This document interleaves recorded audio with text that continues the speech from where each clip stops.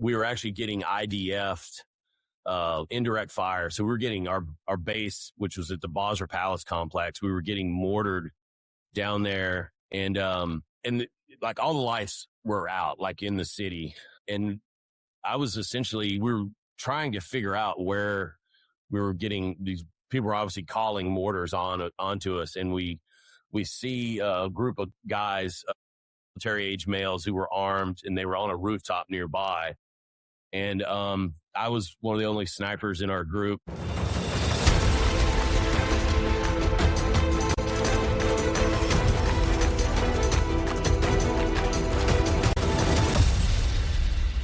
Hey guys, welcome back to part 2 of this week's episode of Game of Crimes with Murph in the Morning. My guest this week is Kevin Kent, retired U.S. Navy SEAL, 21-year veteran of our military. Kevin, if I failed to say it yesterday, thank you so much for your service, brother. Yeah, no worries. Thank you for everything you've done. We've had a couple of law enforcement guys on our show, and I was a reserve police officer in New Mexico for like 7 years. We used to work with some U.S. Marshals serving some interesting warrants down in Roswell area. No aliens, but doing stuff like that. And when you see our politicians and advocates yelling defund the police and stuff like that, I don't see how anybody can make a rational thought or advocate for that. When you see what law enforcement does on a daily basis, I mean, us as military, we're for the most part do a year and a half workup, but we're here where it's safe, and then we go down range for 6 months, and we're obviously hanging it out down there. But I mean, when you look at law enforcement, like, you guys are on the front lines all the time, and you're basically you don't know if the day you walk out the door is the last time or not, which, it's definitely a thankless endeavor. I'm sure it's the same as the military. You get a few bad apples can ruin the bunch, but right. Overall, I got several buddies of mine, SDPD, San Diego sheriffs, even Jamie's at LAPD. There's just, when I look at people that are pushing that defund the police agenda, it's like, no, not defund. How about fund? There you go. If you want people to be better at their job, don't cut funds, give them more, hold them to a higher standard, not totally just let them off the hook. I mean, it's like giving a monkey a hand grenade and expecting it to be some precision weapon. Yeah. Well, those people that are spouting all that, when something happens to them, they're the first people to call the police. They're the first ones to call 911. Oh, of course. I'm going on this little bit of tangent, which I tend to do when I start talking here on the show. But if you're one of those people, don't call. You hate us. Don't call us out there. Don't be a hypocrite. There you go. Take care of your own. Are we perfect? No, but when you need help, it's kind of like the people in Congress that don't want to build a wall, but you go to their houses and they've got these massive fences with security and all kinds of security equipment, as well as armed people. Yeah, or the gun, the lack of gun rights. People are like, well, no, I don't think you guys should have that stuff. And wait a minute, like, dude, your whole personal security detachment here, your executive protection team, they're all loaded to the gills. Yep. But you don't want me to have it for my protection. I know. And we can make a whole story out of that. Could we do a whole another episode on that? For sure. But what I'd like to get into is you eventually were promoted up to I think it's an E7 Chief Petty Officer. Is that right? Yep. And where did that fall in your career in the Navy? It fell pretty late. I think I was one, and granted, I wasn't, not to say I wasn't hungry for advancement. For me, especially once Iraq started in 2003, I was all in, and I was just, man, I just want to go down range. I want to do the best I can for the guys to the right and left of me. And I wasn't really focusing on career advancement, stuff like that. But I was an E6 for 11 of my 21 years. And had a few tours, what they call a disassociated tour. Essentially, I was at SEAL Team 5 from 1995 to 2005, and then went to SQT, which is SEAL qualification training as an instructor. So I went there for 2 years. And even while I was in SQT, I volunteered to go downrange with SEAL Team 5. And that was the big crazy firefight that I got into in 06, 07 in that Abu Bali area of Habbaniyah, northern Habbaniyah. But then went back to SEAL Team 5 for 5 more years. Was there, did 2 more platoons or 2 more deployments out there. And then only towards the end of my career, essentially, I think if I'd left like 2 years earlier, I would have picked up chief probably 2 years earlier. And it's mainly because of like how the evals and stuff get written. The way that we deployed, so we deploy as an entire team, and it's on the West Coast, it's SEAL Team 1, then SEAL Team 3, then SEAL Team 5, then SEAL Team 7. And that's how, 3 relieves 1, 5 relieves 3, 7 relieves 5, and then 1 relieves 7. So it's a 2-year cycle. So each one of those teams is deployed for 6 months. So each one of our teams is in a 2-year cycle, and that's the guys to the left and right of you that are deployed together. But the interesting thing about Team 1 and Team 5 is the way our deployment falls when you get back from your deployment. So when you deploy, it's right at the end of like the reporting cycle.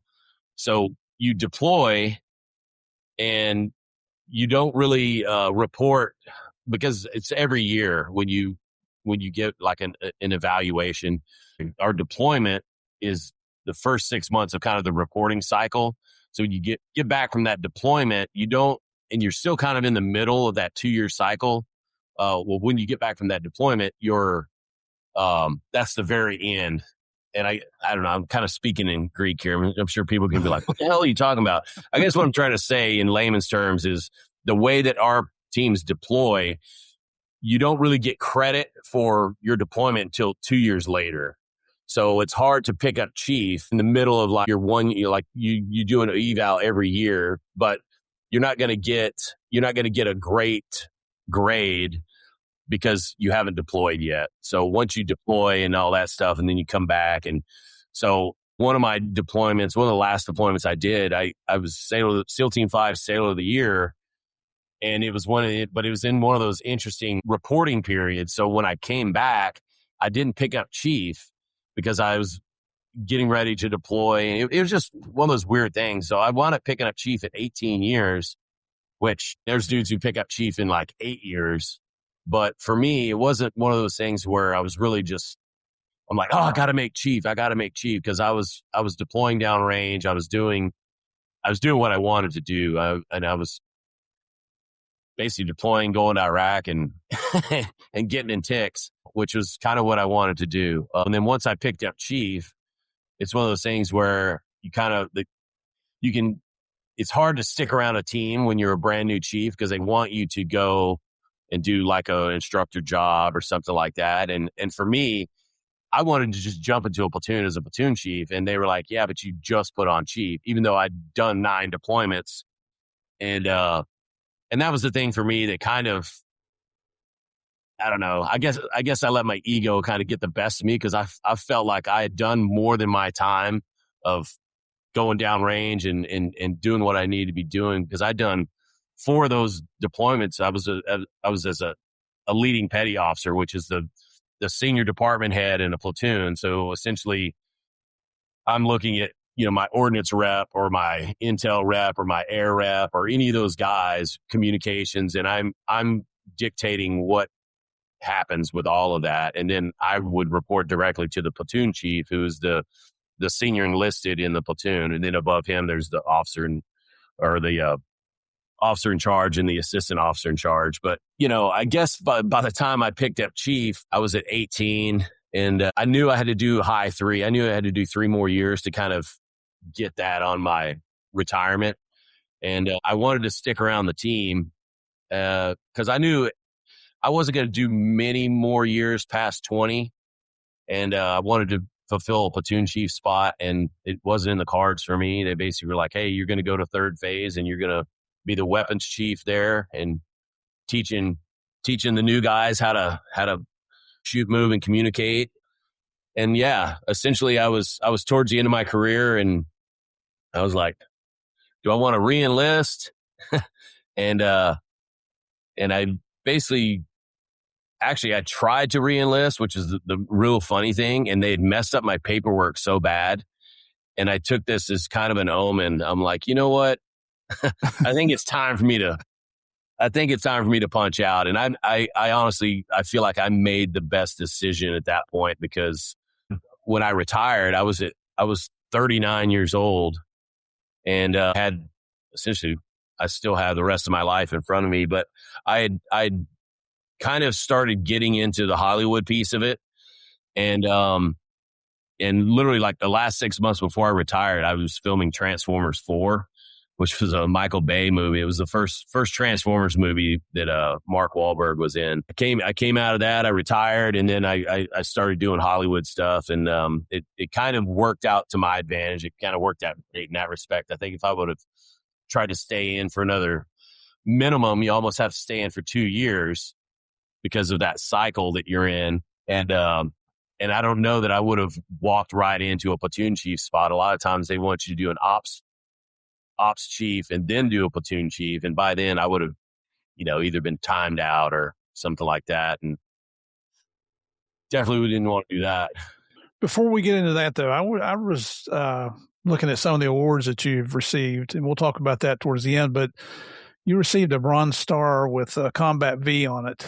And for those of you that don't know, you can get that for meritorious service without the V. But when you get that V, the way I read that, it's a voluntary action of heroism during combat operations that is above and beyond the call of duty. So can you talk about that? Is that something you're comfortable talking about? Yeah, absolutely. And the whole rank thing also has a ability to kind of give you higher awards and stuff like that too, which is kind of interesting, because as an E6, I was put in for the Bronze Star with V 4 times, and wow. I only received it once. And I think some of that was because I was not a chief petty officer. Mm-hmm. So I have 3 Navy commendation. Well, I have 7 Navy commendation medals, but 3 of those are with the Combat V, and I have a Navy Achievement Medal. One of those I have 2 Navy Achievement Medals, and one of those is with a Combat V. And so definitely when you see guys in the SEAL community, you look at guys who have those awards, and like you're saying, there's a meritorious component of the Bronze Star, which a lot of times is given out for, say, a senior, like an 05, or somebody that is in charge of like a specific group. For example, we would deploy downrange, and we would have, it's called the SOTF, Special Operations Task Force. And then the farther along in the war we got, you would have multiple SOTFs. So you'd have SOTF West, SOTF North, SOTF East, SOTF blah, blah, blah. And typically is like an 05 is running that, which so in the Navy is a commander. And typically that was the commander of your SEAL team essentially would step into that role as the SOTF commander. And he's kind of commanding multiple SEAL platoons, plus he's, maybe got a boat detachment, plus he's, a lot of times he's got some green berets underneath him and rangers and stuff like that. So it's not just a SEAL team. It's a little higher than that. And so a lot of times you would see some of these guys would be in that role, and they're overall they're responsible for all these guys' lives. And so you would normally see the CO of a SEAL, or the SOTF commander would come out of there with, they call it a select Bronze Star because it doesn't have a V. And not to say what he was doing wasn't worthy of a V, but it's more meritorious achievement versus heroic, because of you're not getting shot at directly. You're definitely probably still in harm's way. And that goes to say kind of the same thing too with the senior enlisted advisor. So like, whether it be a master chief or a command sergeant major or something like that, a lot of times those guys, they're they're the senior enlisted in charge of that SOTF as well. And so those guys would come out of there a lot of times with a slick Bronze Star, which is really weird because a lot of times you don't want to associate rank with some of those awards. But the reality. Yeah, the reality is a lot of times, I mean, we would have guys E4s and E5s that were in firefights and doing crazy amounts of stuff, and their award goes up to the awards board, and they were like, "Oh, he's just an E5. Let's give him a Navy Commendation Medal with a V." And you're like, dude, the only reason this officer in charge is getting a Bronze Star with a V is because he's a lieutenant or something. And yeah, I get it. Most of the time, those guys are responsible for a little bit more, but that's probably another discussion for another day. I mean, I could probably write a novel on awards kind of being given for not necessarily the guys didn't deserve them, but in terms of guys getting awards for battlefield valor and stuff like that, it's sad that rank plays a role in that. It really is. It really is. But so the one that you got the bronze with the V though, what was the incident? So that was an incident. Actually, the entire deployment, we were in Basra, Iraq. So we were in the southern part of Iraq, and that wasn't any specific action that I did. It was a bunch of smaller actions. We did multiple combat DAs downrange, so essentially prosecuting targets. Plus, we stood up the detachment down there when we were operating these small boats down there that were essentially like Boston whalers. We had no business down there doing that probably, but we got to a point where that's what we needed to do. So me personally, I was kind of operating with the Office of Regional Affairs, which is a CIA unit down there. This award encompasses several different things from that time down there where we were actually getting IDF'd indirect fire. So we were getting our base, which was at the Basra Palace complex. We were getting mortared. All the lights were out in the city. And we were trying to figure out where we were getting these people were obviously calling mortars onto us. And we see a group of guys, military age males who were armed, and they were on a rooftop nearby. And I was one of the only snipers in our group. So I had an SR-25, a 7.62, basically an AR-10, but I didn't have a KN. I didn't have a night vision thing to go on my scope, and all the lights were out. And essentially I was kind of operating in the blind. And I had one of my spotters was one of the agency guys, one of the contractors. He came up and he's glassing, and he's kind of talking me onto this roof. And I wound up taking a shot, and I hit one of these military age males, and then the guy that was standing beside him jumps off the roof and breaks both of his legs. Oh. And so then they bring this guy into the hospital, which was almost right beside our building. And so of course as soon as they bring this guy in there, the doctors, they call us like, "Hey, we got a guy down here who's got 2 broken legs. You want to come interrogate him?" And we're like, "Yes." And so we rolled this guy up, and he had a map, and he had a cell phone and all this crazy stuff. And they were the ones that were responsible for all this IDF we were taking, which was kind of crazy. Wow. Yeah. And I mean, they would launch these 240 millimeter rockets, and these things were just leaving friggin' massive craters everywhere. I don't know how they never hit our building, but I mean, the next day you go out and drive around the base, and literally you're like, whoa, like, man, I almost lost a wheel. Just craziness. They were shooting them at the Cobb as well, the coalition base, basically Basra International Airport.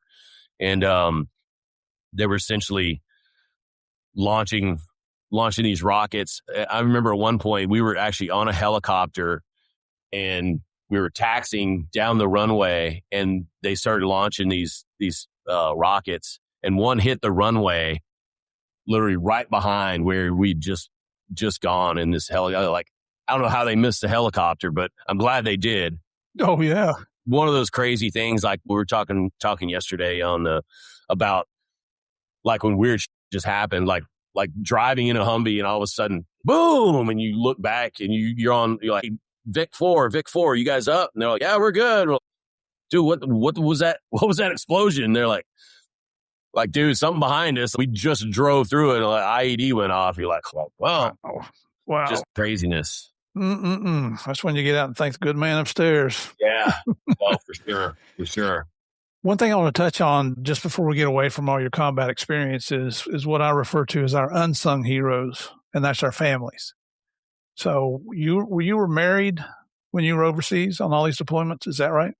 Yeah, so I met my wife. So when I first got in the teams, I lived in an area of San Diego called Pacific Beach, and it's kind of a little party area. When I moved into this area, and it was well, anybody that doesn't know Pacific Beach isn't going to really know what it is, but area of Pacific Beach is on Hornblende Street, but right across from me, my wife lived, and I obviously didn't know her before I moved in there. And my roommate was actually trying to hook up with her roommate, and her roommate didn't want anything to do with my roommate. And then it was funny. So me and her started dating, and this was, we kind of started dating a few months before I deployed the first time. And that was my first deployment when I went to Guam, and then we wound up in the Middle East doing some shipboarding ops and stuff. And I didn't really know a whole lot about her or anything. I knew she was a native San Diego girl, and came back from that deployment and literally did 3 more deployments, and we stayed close, and we were, back and forth. We'd break up and then get back together, and break up and get back together.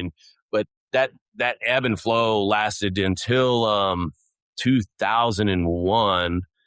And I kind of knew like she was the one, and I'd saved up all my per diem to buy an engagement ring, and she kind of hinted to the fact of when I came back from one of my deployments, and this is one of the ARG Bravos that I did up in Okinawa when we were staying at the Kadena Air Base, and she kind of alluded to the fact like, hey, I can't keep doing this, and when I came back from the first deployment and we really started getting close, obviously found out more about her family and stuff. And she's essentially an only child as a result of her brother had joined the Army right out of high school and was at the 82nd Airborne Division, and essentially was killed in a training accident.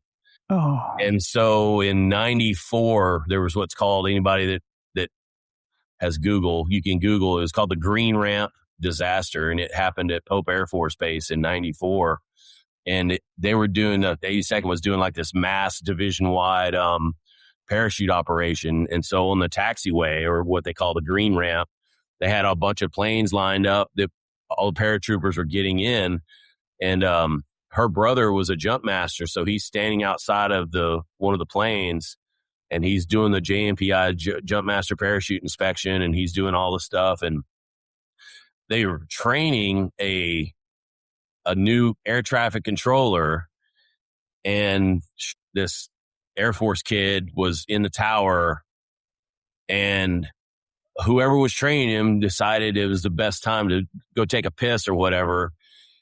Well, there was a C-130 taking off.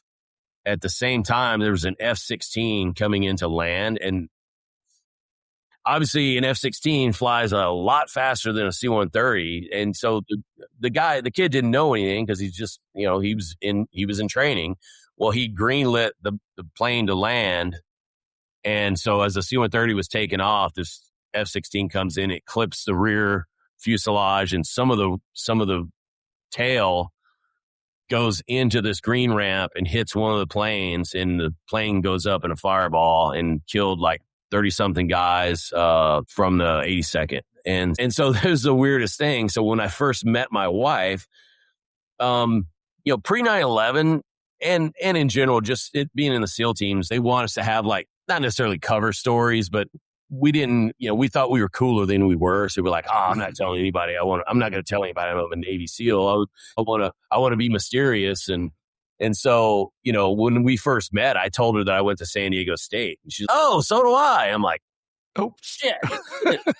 Oh, what classes are you in? And I was like, yeah, didn't really get into it until later.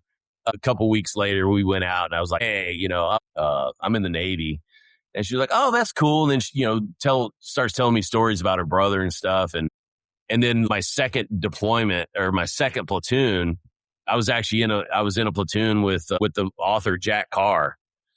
And and we were up in Fort Lewis, Washington, and we're doing the parachute jump, and I actually had an accident on the drop zone. I dislocated my left knee. Ooh. And so I wound up flying back to San Diego, and without really expounding on what I did in the Navy, like I'm pretty sure the wife kind of knew what I was doing, and her mom was, oh, that's cool. He's in the Navy. At least he's not going to be jumping out of airplanes or doing dangerous like my son did.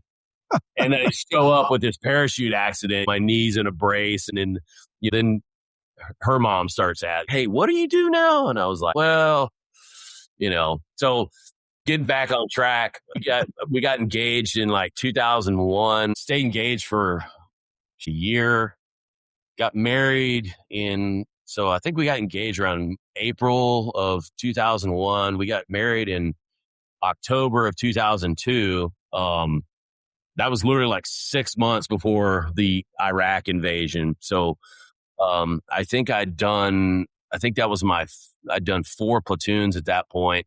So the first Iraq deployment, I believe, was like my 4th or 5th. I don't know. I'm not good at math. Yeah, it was kind of weird once I deployed, and having somebody that you're married to. I mean, obviously we were close when I deployed those other times, but that was the first real like deploying to a war zone. Yeah. And talking to somebody over an Iridium cell phone, satellite phone, versus just being able to like just make a regular phone call somewhere. And we've been married now for almost 24 years. So that was 2002. Yeah. So October 6th will be 24 years. I did two deployments to Iraq, and then I was at 10 years at SEAL Team 5, and they were like, hey, you need to go do something else for a little while. It's kind of rare to stay at a team that long. Typically they want you on a rotation around 4 to 5 years. The way they do it now is you essentially do 2 deployments. So that's 4 years. And then sometimes you can get 2 more years out of that if you're in a position to either move up or down in leadership. But yeah, I essentially went to SQT as an instructor, and then found out she was pregnant in January of 05, I think, or maybe February, something like that. And and then a little bit after that, my brother got married in May of 05, and we were gonna be going to Nashville, where he lives. We hadn't had an ultrasound or anything, and so we're like, oh, let's just pay for one of those 4D, 3D, those weird ones where you see the kid's face and everything. Uh-huh. And so we surprise. Oh man! So we go there, and my wife's laying there, and she was already pretty big at that point, but she's 5 foot nothing. Uh-huh. And people were just like, well, your husband's a big guy. And I was like a 9.5 pound baby. I was like 2 feet tall when I was born. And so people were just like, you're probably just having a really big kid. So the lady's doing the ultrasound, and I'm looking up on the screen, and I'm not a doctor, but I definitely understand anatomy. And I'm like, is that 2 heads? And the lady's just all nonchalant. She's like, yeah, you're having twins. My wife was, she's like almost starts hyperventilating. And the lady's, calm down. Oh, I didn't realize you guys haven't had an ultrasound yet. And so then the lady, literally, she does the thing for another like 30 seconds or something. She's like, I'll be right back. And she just leaves. Oh, so now we're sitting there going, what are we having, a two-headed kid? Or is there three in there? Yeah. So we're just, we're kind of freaking out. And I go outside and I go, hey, what's going on? And the lady's like, oh, well, your primary care provider is the one that's supposed to give you this information. I was like, well, dude, the jig is up. Like, we already know. So can you come in and finish this thing? Because the wife is freaking out. Uh-huh. And so she comes in, she finishes the ultrasound. Like, they only figured out that one of them was a boy. The other one was hiding his a mystery twig and berries. And and so we go out to Tennessee and tell my parents that we're having twins, and they were like, kind of crazy. But wow, welcome to parenthood. Yeah, it was awesome, very very weird. And you've had a beautiful little girl since then. Yeah. The boys were born in September of 2005, and then we kind of timed it wrong. I would say we were trying. The wife was like, I want a girl, and the boys were, and this was in 2008 before I deployed to Basra. I was like, man, we're gonna wind up with freaking triplets. But basically, as soon as we deployed in like October. Within a few days of me deploying, she was like, hey, it worked. I was like, surprise. Yeah, which was a whole nother funny thing. I played a trick on my commanding officer while we were downrange. He had just had a kid before, like that summer before our whole team deployed, and he came down to Basra. So I'd been deployed October, November, December, January. I'd been deployed for about four months at that point. He comes down there in January, and he's asking. He said, "Hey, how's the family doing? How's it?" I go, "Oh, fantastic." I'm like, "You found out the wife's pregnant." He goes, "Oh, that's fantastic. How far along is she?" And I'm like, I think she's like 8 weeks or something. And we've been deployed for 4 months. And I see the gears turn in his head, and he's like, off to the side, like counting with his fingers. He's like, did you go home for Christmas? He's like, I go, oh, no. I go, yeah, I guess the sperm can hibernate in there. And he's just like, yeah. He just kind of shakes his head. And yeah, I guess so. Yeah, makes perfect sense. And I was like, you asshole, you were going to sit here and let me think that, and I go, no, 4.5 months or whatever. And he was, oh man, he goes, man, I didn't want to say anything and have you like go postal on your entire platoon down here.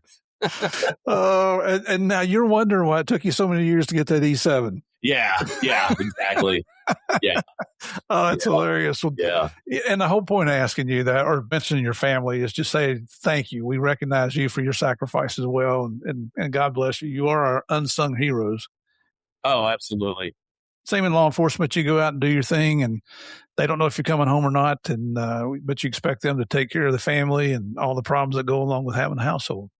Yeah. I can't say enough good things about my wife. I mean, she's definitely the glue that held our family together, and her mom as well. Because I mean, by having twins, people are always, oh wow, like how was it raising twins? And I'm like, don't ask me, ask my wife, because I felt like it was such a daunting task that I spent every waking moment in Iraq. I felt like going to Iraq was easier than trying to raise two babies at the same time, And, going back to when we had our daughter, our boys literally just got out of diapers. And then we have our daughter in May of 2009. And so So we got toddlers and a newborn, but it was crazy because we're like, this is only one kid. This is easy. Like we should have had her a year earlier, But yeah, it was pretty funny. Yeah. So, okay, now let's talk about Hollywood a little bit. How did this all come about? Did you at some point in your life think, man, I'd like to do something with Hollywood, or what happened? Actually, it was weird. I never really had any aspirations of doing anything like that. And although in high school, my older brother, when I was taking some of these, easy classes or the easiest classes I could find in high school, because I wasn't a big school person and I could really care less.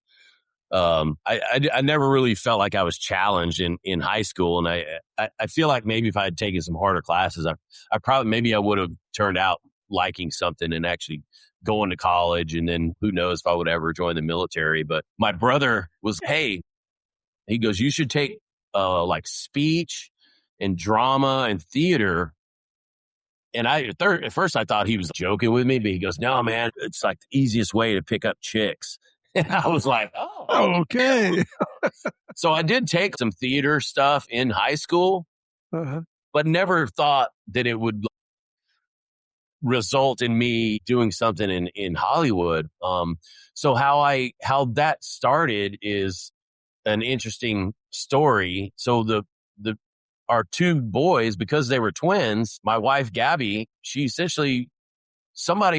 knew somebody whose kids had done some stuff in the film industry. And they're like, oh, they love twins because there's certain laws and, the labor laws where kids can only be on set for so many hours. And with identical twins, like the Olsen twins and stuff, they play one character, but you get, more bang for your buck there. So, right.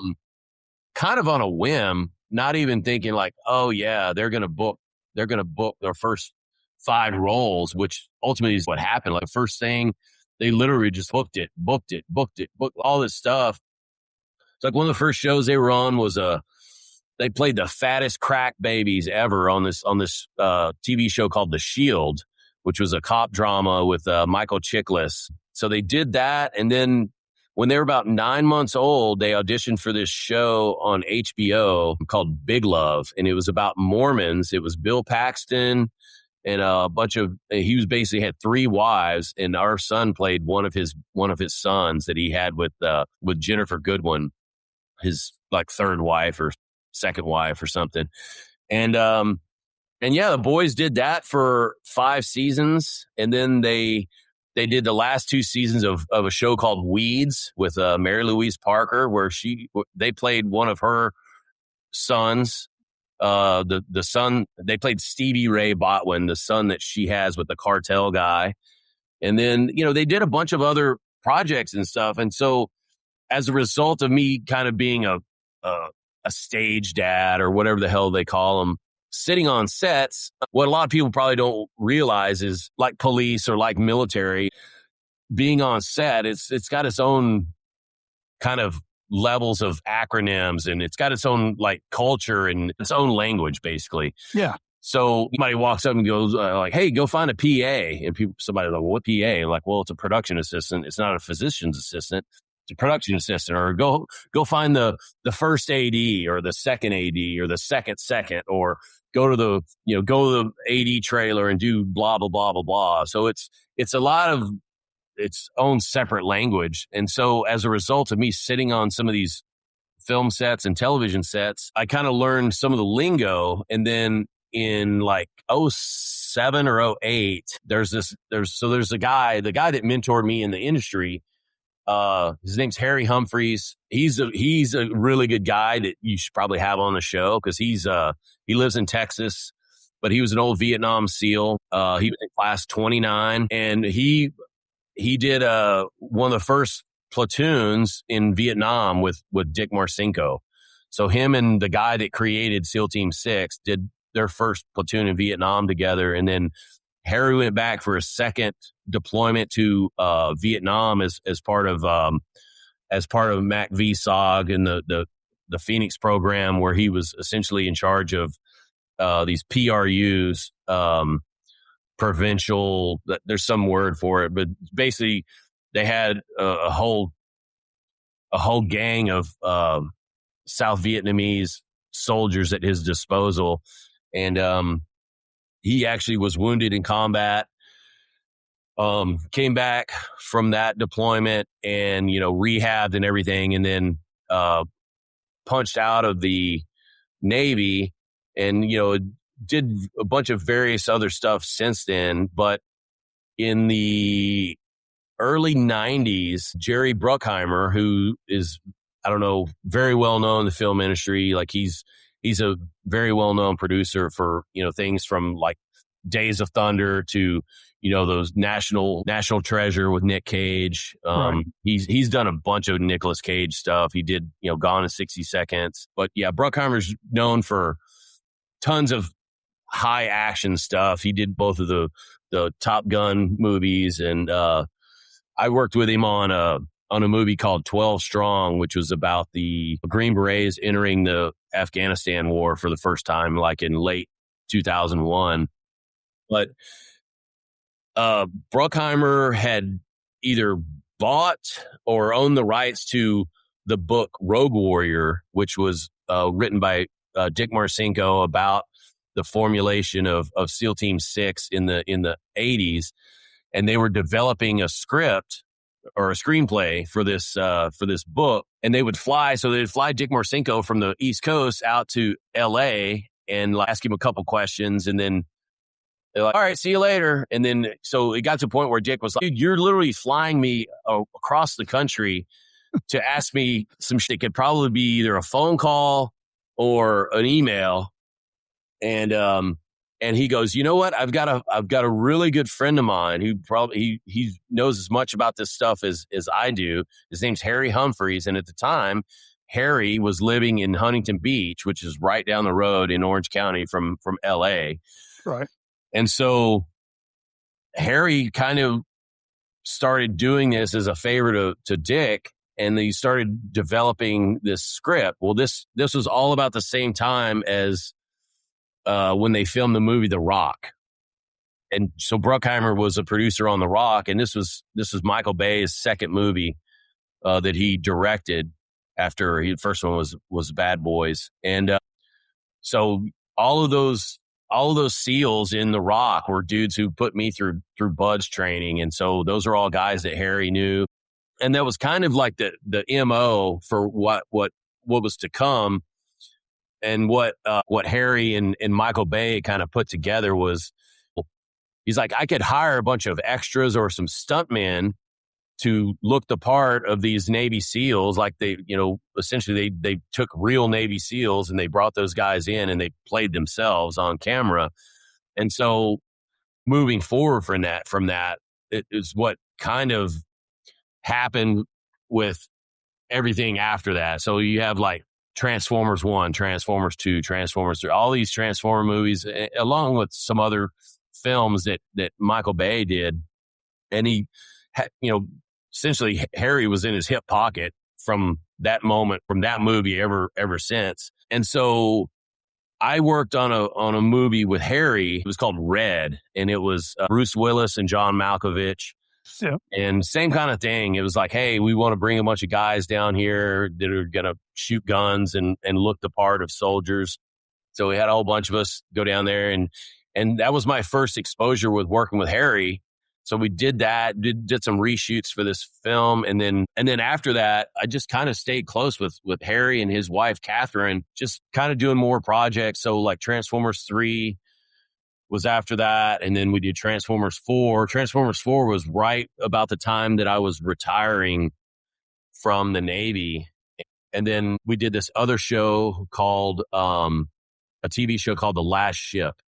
And that happened right about the time that I retired. And Harry essentially brought me under his wing. Was, hey, you're going to run this show, or he's running it, but he's basically teaching me how to be a military advisor.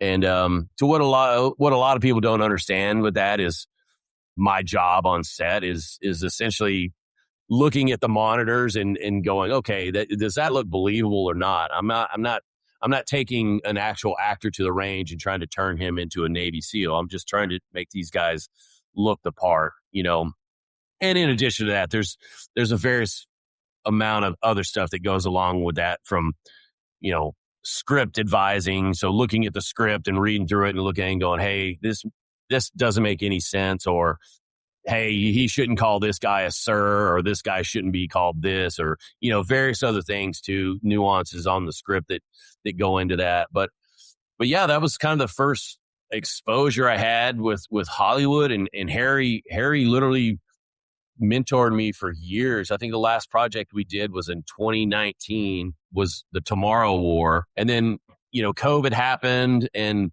all that stuff. And honestly, I feel like Harry was kind of ready to get out of the business. Like, he still does some script advising and stuff like that, but most of the stuff now is kind of pushes my way, and I've kind of moved into the role that he kind of started in this industry. And I definitely would not have this type of job if it wasn't for him. I mean, him and guys like Dale Dye, who did kind of the same kind of thing on Platoon and some other movies. Like, those were the two guys that kind of paved the way in Hollywood as guys who do this full time and Mm-hmm. and know what to look for type stuff. So, Well, in the movie Peppermint with Jennifer Gardner, I saw on your website one of the trailers. Is that you teaching her how to shoot?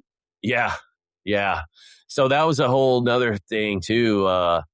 She had because she did a show called Alias, and she did a movie, I think it's called The Kingdom or something like that. She played like a special agent or something. So she had some firearms experience. It's like anything else, it's a very perishable skill. Right. So whenever they got ready to film this movie, my buddy Keith Willard, who's another great asset, who has taught me a lot of stuff in Hollywood. He's a stunt coordinator and a former SEAL. He's coordinated like the Equalizer, the first Equalizer with Denzel, and he's done a lot of stunt coordinating, and he's got two sons that are in the stunt business as well, Nico and Gino. He was coordinating this, so he brought me in to train her. And as the story goes, she's like just like a housewife type of thing, and her kid and husband basically get killed by cartel guys. So she essentially takes it upon herself to seek vengeance, and so she gets training and she goes through this whole gamut of stuff. So when it came time to training her, we went to this range, which might look familiar to a lot of people because it's the same range that Keanu Reeves used for all the John Wick stuff, and it's Terran Tactical. Yeah, Terran Tactical, Terran Butler's range, and we literally just went through this whole gamut of starting from scratch and shooting and crawl, walk, run. But she was awesome, and it's so funny because everyone's idea of owning weapons and carrying weapons and stuff like that is all different. I remember having a discussion with her about, I'm like, by the time we get done with this training, you're going to be a life member of the NRA. And she was like, I don't know about that. She goes, I'm kind of a gun control advocate. She goes, I almost feel like nobody should have guns. And she has like a full-time security detail because she's had some weird ass stalkers.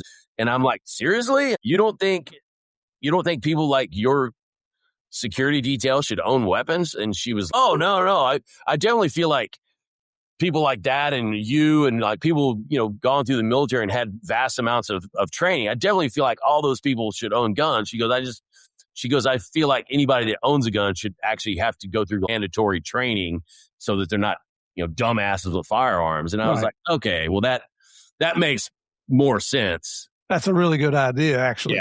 Yeah. But yeah. Well, she's such a sweet girl, and I went to high school and college in West Virginia. So even though I'm from Tennessee, I'd say I'm from West Virginia. Yeah. And she's a West Virginia girl, and we don't have a lot of famous people come out of our state, but yeah, she seems just like such a nice person. When we saw that, my wife and I saw that movie Peppermint, we thought, wow, she did a really good job as a bad girl. Yeah. Yeah, she's very smart too, and just the way that she approached the role and everything. When we were doing that training, I can't remember what year it was, but all of this like Me Too and Harvey Weinstein stuff had just came out, and there was a bunch of misogynistic stuff going around Hollywood, and she had been divorced from her husband for a while about that, but there was something in the news about something that he had done.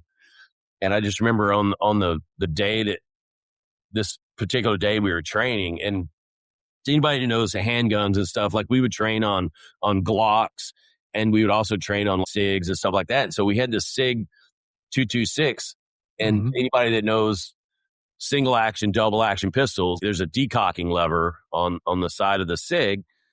And so when you're transitioning, when your weapon's extended, you typically you decock it and bring your weapon back before you holster. And another thing too, one of the things that why I kind of migrated toward Glock pistols is because of that. And so when I am trying to teach an actor or actress or stuntman or whoever else all this stuff, there's only one trigger pull and there's no ancillary stuff you have to worry about. There's no safeties. There's none of that stuff. So my typical go-to is, hey, just try and keep it as simple as possible. But for this one, there was something specific to where we wanted her learning as many weapon systems as possible. And I just remember one of the things where she goes to bring her weapon back and her weapon was still in single action. The hammer was still cocked. And I go, hey, remember, decock. And she takes her fingers off the trigger already. And she just looks at it and she goes, I know somebody that I would like to decock. And I was like, all right. I'm just kidding. Yeah. I'm just kidding with you. About her former husband. I was like, oh man, yeah, I wouldn't want to be on the receiving end of that. Oh, that's hilarious. Those are good stories to hear. We're starting to run a little bit short of time, and I've got a section I call rapid fire. So let's take a shot at this, and I'll give you a couple things, and you just tell. These are designed to be 1 or 2 word answers, but if you want to expound on any of them, that's fine too. Okay. All right. First up, what's your favorite deployment location? Oh man, I don't know, honestly. I mean, Iraq was great, but it's not a place that I would ever want to return to. Thailand was pretty cool. All right. Yeah. What about worst deployment location? Oh, well, both of those, probably the same answer for those as well. Iraq was fairly shitty. Afghanistan was, the Philippines were actually kind of cool too. Philippines, Thailand, Korea was cool. But yeah, I'd say any place where people are trying to kill you, probably bad places. That's bad. Yeah. Yeah. How about your favorite weapon system? Man, I don't know. I've got a Glock 19 that's been tricked out by Terran. That's pretty nice. But I also have a Staccato C2 pistol. Nice. That one of the guys that I've done a protection detail for bought me, and that thing is pretty nice. Yeah. And then, I mean, I like M4s, 15 platforms. I got an AR-10 that's like a tack driver. The thing is so dialed in. Any of those, I'd say an AR platform with a Glock secondary is kind of my jam, I guess. There you go. The best movie depicting special operations. I would say one of them that I extremely enjoy is Black Hawk Down, and that was Harry Humphreys did that one.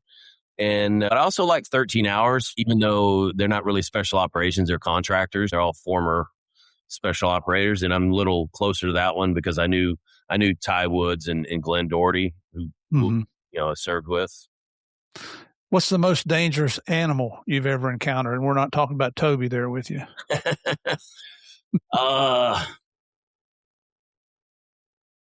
I'd say probably some type of snake. We were doing some jungle stuff in Malaysia, and we were all just walking along. We all stepped over this one thing, and so camouflaged that you don't even look at it. And one of the dudes literally walks by us and whacks this thing with a machete. And he's like, "Yeah, that would have been a bad day because that thing would have killed 3 of you." And we're like, "Shit, yeah." I don't even remember what kind of snake it was. The only good snake's a dead snake, in my opinion. One actor or actress who surprised you? Well, John Krasinski is somebody that I've worked with quite a bit, who's coming from a role like The Office, playing the role he did for that, and then stepping into something like 13 Hours. And he was kind of a natural in terms of weapons handling and in my job, you come across stuff where guys they're either natural at stuff as a result of either playing sports growing up or just not being uncoordinated. Because I've definitely worked with actors before where I'm like, dude, are you chewing gum and trying to walk at the same time? Like, crazy like that. Yeah. How about diving or parachuting? Oh, parachuting for sure. Hollywood or military? Oh man. I'd say both. I definitely get to go a lot cooler places with Hollywood than I got to go in the military. But yeah, I would say Hollywood for all the amenities, but I'd say military for the experiences. Got it. Your favorite Liberty post? I'd say you're talking about favorite spot on Liberty. I will say when we did season 3 or 4 of Jack Ryan, we were filming a lot in Eastern Europe, and I fell in love with Hungary. Nice. And I mean Greece was kind of cool, even though I was born in Greece, but we went there and it was kind of dirty. I fell in love with Budapest, which was awesome. Very cool. Yeah. What's the funniest SEAL teammate nickname you've ever heard? Oh man, there's so many. And this guy was not he was not a teammate of mine, but and this is how funny his nickname was. Cock Breath Jones. Okay. And yeah, and apparently he had really bad breath, and they're like, Jesus Christ, dude. Like, but I could probably look at a handful of these platoon plaques and just try and figure out some of these other nicknames. But yeah. Well, what was your nickname? I never really had one. It was crazy. I didn't start getting called KK or K2 or K squared until I got into Hollywood. And I think that was a result of, we had, on the last ship, we had another guy named Kevin that was, I think he was either sound department or special effects. And so every time somebody go, Kevin, and I'd be like, yeah. And they're like, no, the other Kevin, or vice versa with him. So yeah, they just started calling me either KK or K2. And then kind of where K squared came from, like my company was, Kevin Kent. So, yeah. Who is one person that you'd like to have on your podcast, Liberty Risk? Here's one that would be probably a surprise. Kim Jong-un, the leader of North Korea. The leader of North Korea, because I'd like to hear some of these secrets that this dude's got and some of the messed up people he's had killed. But I mean, that would be one. But I definitely feel like somebody that's an extreme liberty risk would be like some rock star, Jimmy Page or anybody from Led Zeppelin, Sammy Hagar. I'm trying to think of some other people that would just have some. I mean, Axl Rose, I'm sure, has some crazy stories of being a liberty risk. But yeah, I would think somebody that's somebody that parties like for a job, which is basically what rock star is. Here on Game of Crimes, we have military and law enforcement heroes, but I occasionally bring in former bad guys. Yeah. So I've talked to my agent about trying to get Jelly Roll on here, but I don't think that's ever going to happen. Oh, that would be a good one. I still do security for Joe Rogan. Oh yeah. And he's been on the show a couple of times when I've been there. So when Joe was in LA, I used to work for him in LA, and then he's been in Austin for like 6 years now. But yeah, he's got some amazing he's got some amazing guests that come on the show, and Joe generally is a really, really good guy. Like, he's a good guy to work for. That's just super, super back. Yeah. Yep. He's a guy I'd like to have on the show for sure. What's the worst you can do? Say no, right? Yeah. Yeah, for sure. For sure. And one more, 3 words that describe K2 today. 3 words. I would say grown, and definitely not mature, but but I would think grown because of how much I think I've even in the 13 years since I've been out of the military, I'm like, man, I don't even know if I have 3, honestly. How about successful? Yeah.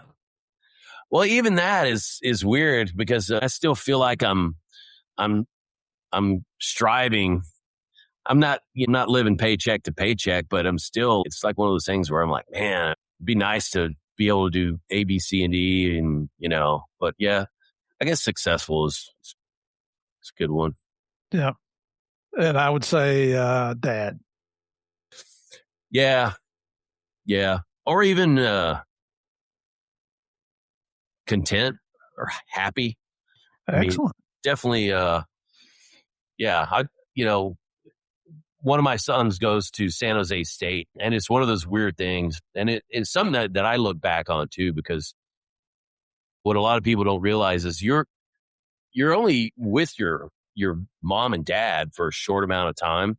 Mm-hmm. And especially like in my case, whereas I joined the military and I didn't get back to Tennessee a lot to hang out with my family. And so it's one of those things where, like, when you raise a son or a daughter, and like one of my sons is in San Jose, and then when he comes home, it literally feels like a piece of your soul is back. Yeah. And it's weird. It's weird in that respect. I'm sure it's the same way with you, with your kids. I don't know if your kids are still close to you in the co-located, or if they're spread out everywhere, but spread out. Yeah. Yeah. 2 in Atlanta and 1 in Washington. Wow.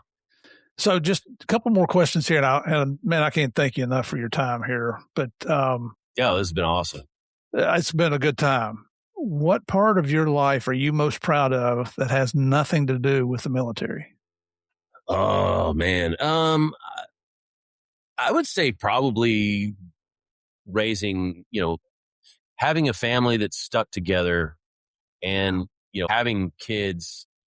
I mean, it's one of those things, like, when you're all the time, and I'm not trying to toot my own horn by any stretch of the imagination, because like I said, I feel like my wife did the majority of the heavy lifting. But I remember we would go to restaurants and stuff with our 3 kids, and we'd have people come up to us like, wow, your kids are so well behaved. Yeah. And I would always be like, yeah, we beat them a lot and like that. And but I think, that's probably the proudest that I am, is the fact that my kids are productive members of society, even though my boys are 20. They turn 21 this year.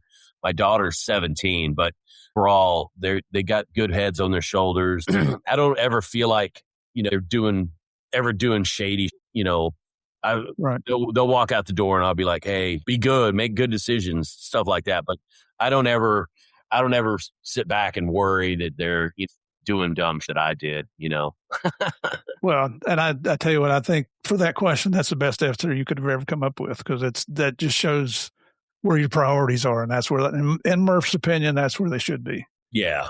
Yeah, absolutely.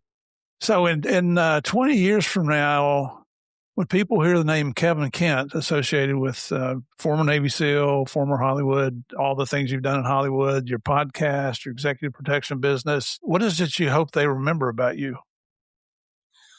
I don't know. I mean, I want people to look at me or look back as somebody who's, I think I'm always going to be looked at as somebody who's a humorous person, as somebody that was fair, somebody that was patriotic, cares about the country, things like that. Yeah, I mean, honestly, yeah, I, I can't imagine.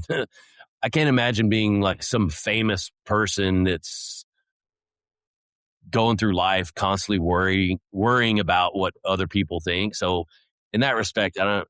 Yeah, I'm like really like I don't really give a shit what they think of me. But honestly, I would think that in 20 years, if somebody looked back at me like, yeah, man, that dude, he was a good guy or he was a funny guy. And I mean, I think it's kind of the same thing. Like when you're in the SEAL teams, you want to be known as somebody who's a good dude, who's like, yeah, he's a good SEAL, he's a great guy. And it's somebody that you would always want on your team. It's somebody that you others would want to work with, regardless of the task. Yeah. You mentioned a guy, a teammate earlier, Jack Carr. He was a guest on the show here back in May. Oh, awesome. Yeah, when his latest book came out. What a gentleman. He's such a good guy. Yeah. And he's traveling all over the place, but he's a guy that we want to have on Liberty Risk for sure. He's a good interview. He's extremely intelligent. He's such a smart guy. I mean, we're the same age, and I remember when he came in the teams, he was probably only a few years behind me because he was a new guy in like my second platoon.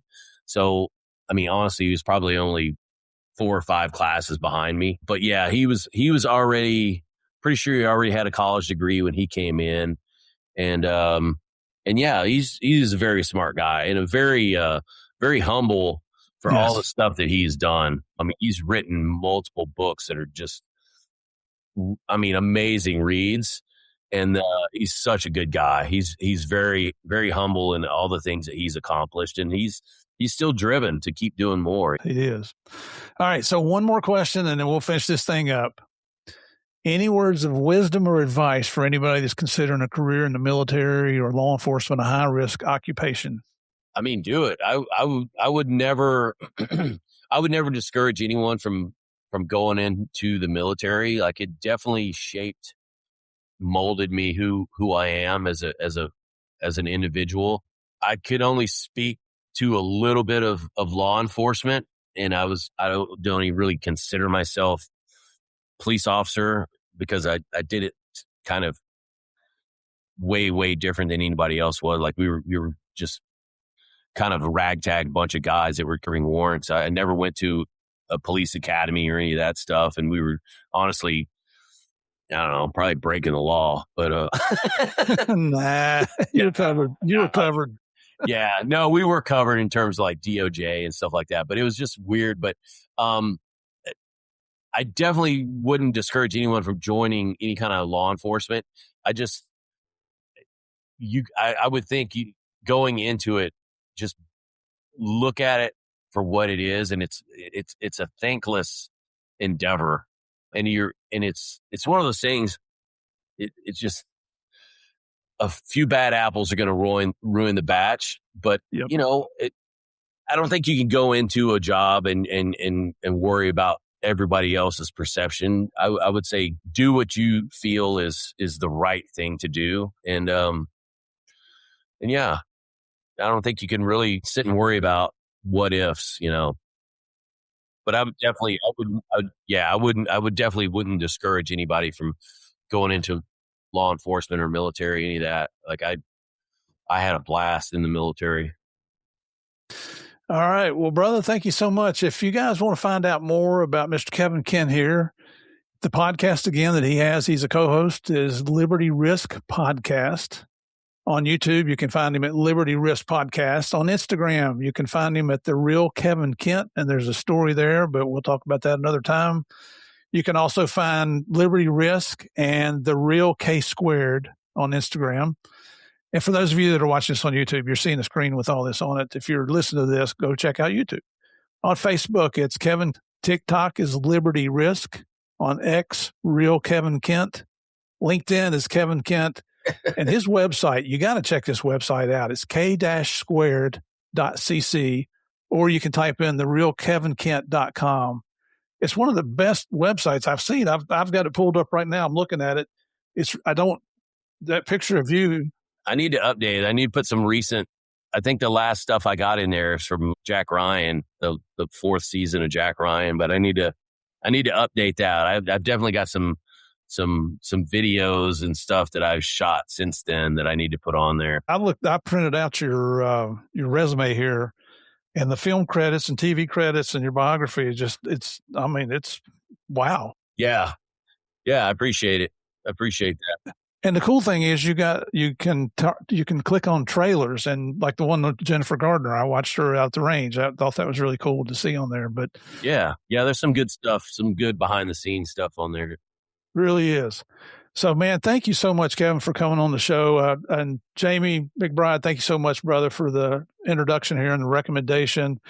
It's always an honor to bring on one of our veterans, one of our heroes, someone that has been out there and risked their life repeatedly to protect you and me. I didn't call Kevin a hero, and I'm not going to ask him if he is a hero because I'm pretty sure he'd say no, he's not. But as you folks know, in my opinion, that's part of what makes a hero to start with. I definitely served with some heroes. Thank you for everything you've done as well. Thanks for having me on. This has been awesome. Oh, brother, thank you again. And listeners, thank you, folks, for continuing to come back every week and supporting the show here. We're in our 6th year now on Game of Crimes. None of this would have worked without your support, continued support. If you're listening to this and you haven't checked us out on YouTube yet, do me a favor, go over to YouTube in the search bar, type in Game of Crimes Podcast, hit the subscribe button, watch some of the episodes, check out Kevin here. Looks like he's been growing his beard for a couple of days here, so you want to see what that looks like. And if you see some episodes, you hit that like button on there. Send your comments in. Anyway, let's finish this thing up. You know, I love the fact that you guys come back every week because you enjoy playing the biggest, the baddest, the most dangerous game of all, and that's our Game of Crimes. Until next week, God bless. Stay safe out there. We'll see you then.